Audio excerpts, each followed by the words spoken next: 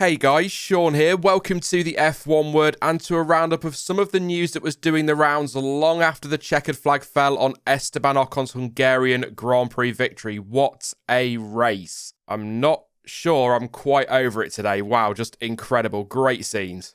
There is only one place to start though today, and that is with the news that Sebastian Vettel was disqualified from the results of the race in Hungary after Aston Martin was unable to provide the FIA with the required fuel sample as per the technical regulations. Article 6.6.2 of the 2021 Tech Reg states that the competitors must ensure that a 1 litre sample of fuel may be taken from the car at any time during the event. And post-race, stewards were unable to take that amount from Vettel's car, with the team given several chances to pump out the required amount, but failed to do so and provided just 0.3 litres. The stewards therefore deemed that the car was not in compliance with the regulations and so applied the standard penalty for technical infringements, which unfortunately in this instance is disqualification. That is not the end of it though, as Aston Martin is adamant that there should have been more than the required amount in the car, with 1.44 litres apparently left after the 0.3 was pumped out. That is according to their calculations using the FIA fuel flow meter, with Otmar Safnauer explaining that the team measure what fuel goes into the car and the fuel flow meter measures what gets used, adding that the FIA has access to all of that data that is needed.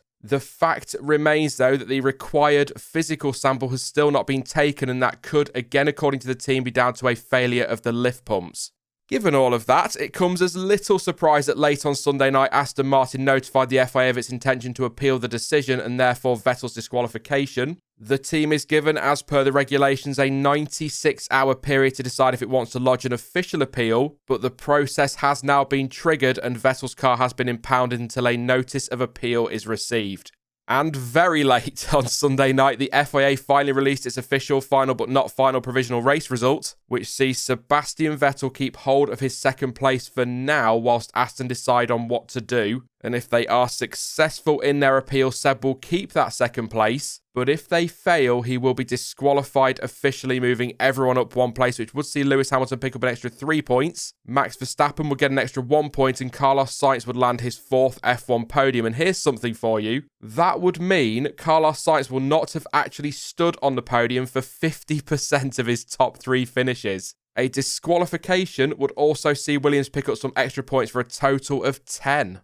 I mean, look, all of this is, no doubt about it, a real shame for Vettel. He had such a strong drive on Sunday and thoroughly deserves that second place. The problem is when it comes to technical regulations, they are very much black and white. So unlike the sporting regulations, they're the ones that are used to govern on-track incidents, among other things. There's not an awful lot of wiggle room or room for interpretation. If you break the rules, you're going to get disqualified or get a very hefty penalty. Again, don't get me wrong, it's a massive shame for Seb, but I'm afraid if the team can't supply the required 1 litre, it's a slam dunk penalty.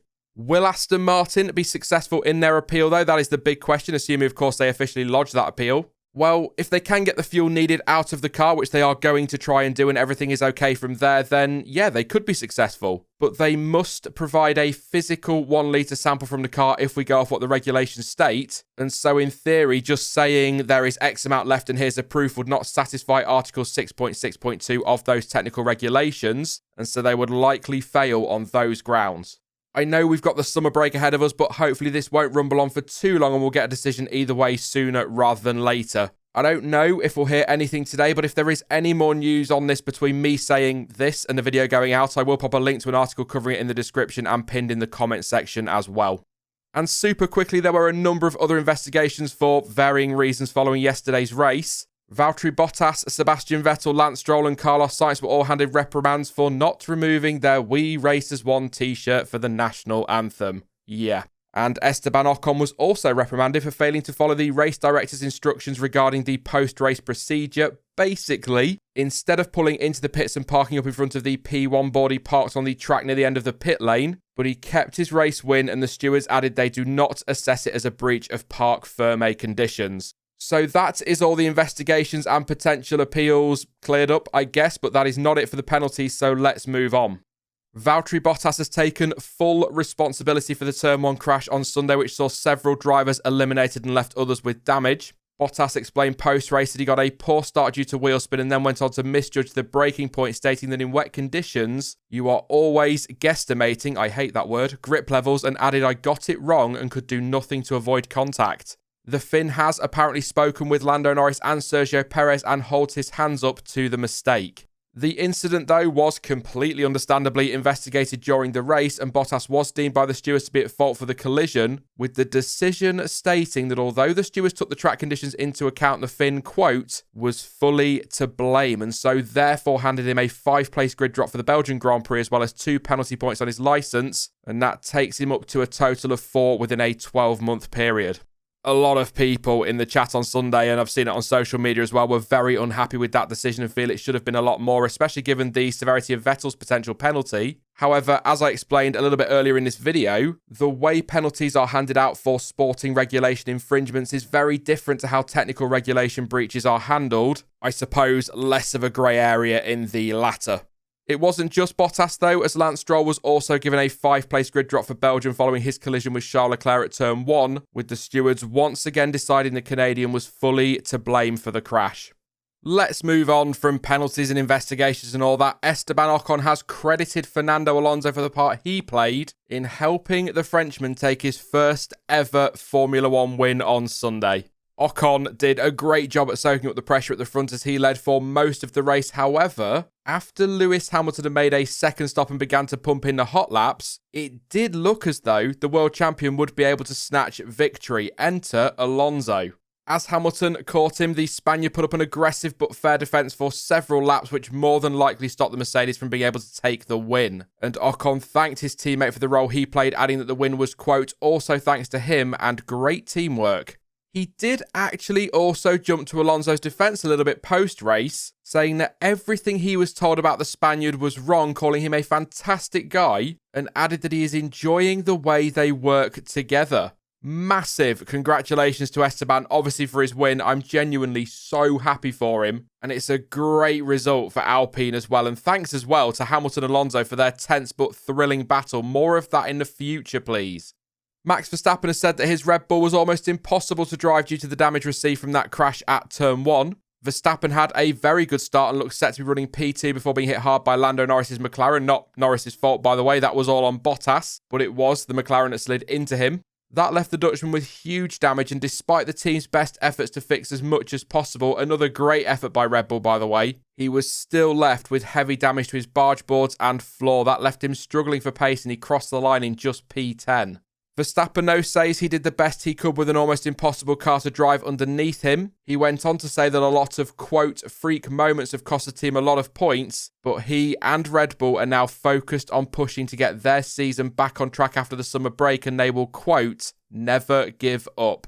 As it stands, though, Verstappen trails Hamilton in the standings by 6 points, with Red Bull now 10 points behind Mercedes in the Constructors. Both of those gaps, though, could increase if Aston Martin fail in their appeal. However, got to be said, 6 and 10 points is not a big margin, and it would only take one race weekend for that to turn around. And with 12 races potentially still to go, this is not over yet. Following Sunday's race, Lewis Hamilton was seen by the Mercedes team doctor after feeling unwell. The Brit said he was exhausted and had dizziness after the race and was struggling for breath in the post-race interviews and on the podium. He certainly didn't look well, did he? Hamilton later said that he is still fighting to stay healthy after what happened last year, referring to when he contracted COVID-19 ahead of the Sakir Grand Prix. He went on to add that it is lingering and finished by saying, quote, who knows what it is today? Maybe it is hydration, but I have definitely not had that experience. I had something similar at Silverstone, but this is way worse.